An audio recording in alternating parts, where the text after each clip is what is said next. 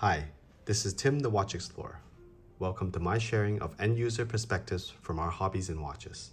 Following our last video on Speedmasters, in this video I would like to share a heritage remake version of the most original Speedmaster, featuring broad arrow hands. Reference number 35945-000. This watch may appeal to watch enthusiasts that are looking for a more distinct Speedmaster look, especially with the commonality of the watch in general. I will also take a closer look at a few other vintage Speedmasters under previous reference number 145022 from different decades that may suit your taste, character, and style. In terms of specifications, you can take a look at my previous video for details. But on a standalone, this is also a manual winding with a Hesalite glass cover, but not with a tritium dial. So this dial itself would not see any patina through time. The movement itself is also upgraded from an 861 in the 145022s to an 1861 movement.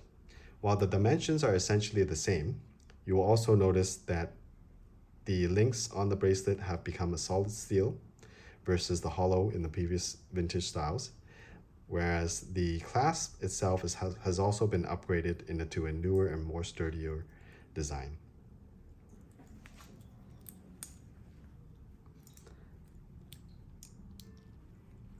Next, I have three long R vintage 145022s from 3 decades to show you the subtle changes throughout time.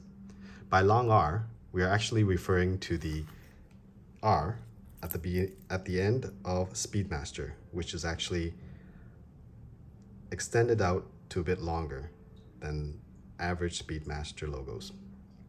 This first one is from 1969, and you'll notice that immediately the bezel itself has been faded quite nicely into a very gray and pale color compared to newer style ones, which are still quite black in solid color. This obviously provides you with a lot more vintage characteristic, and for those who like this, will express a bit more individuality.